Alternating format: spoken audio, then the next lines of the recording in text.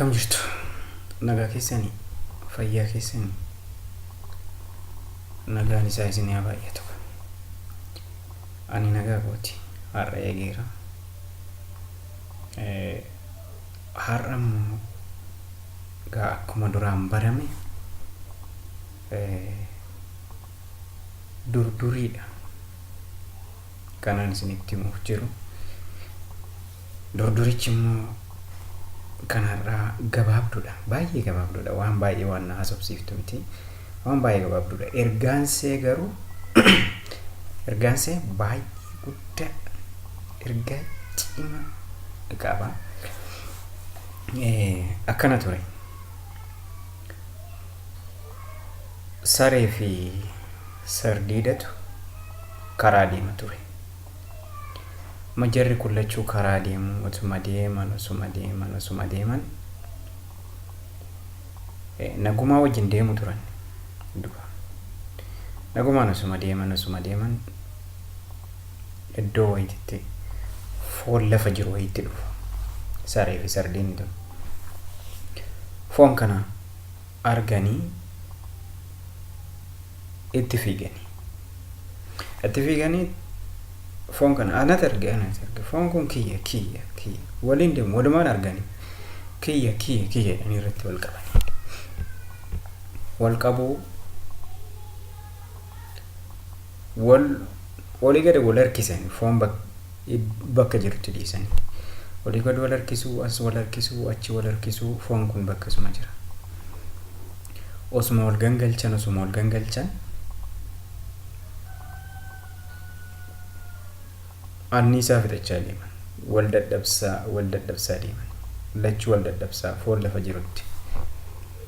Amma yeroo isaan olii gadi wal gangalchan kana, yoo olii gadi wal harkisan kana, adurreen iddoo biraa dhaabattee isaan laalaa jirti. Maal ta'an jarri kun laalti. Itti gaafa siqxoo foon lafa jira. Foon kana lafatti laaltee haala isaanis laalte. Walum sukkuumuun wal sukkuumaa itti kara foon ittiin deemne callisteedhuma isaan laalte. Amma laaltee gaafa ittuu isaan lachuu walii gadi wal sukkuumu, as wal harkisuu, achi wal harkisuu sana wal dadhabanii ciisan isaan lachuu. Ciisanii akkasuma rafan.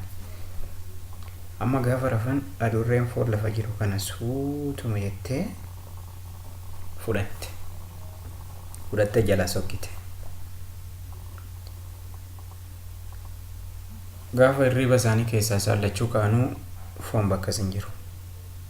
Kan biraa fudhate. Laala. Durduriin kun ergaa guddaa qaba. Waliin manaa ba'anii karaa dheeraa waliin deemanii iddoo foonii ga'anii foon kun iddoo san kan jiru isaan lachiifiyu malee sardiida yookaan sareef miti. Waliin arganii waan waliin qabani foon kun waan kana dhiisanii wal lolan irratti kiyya irratti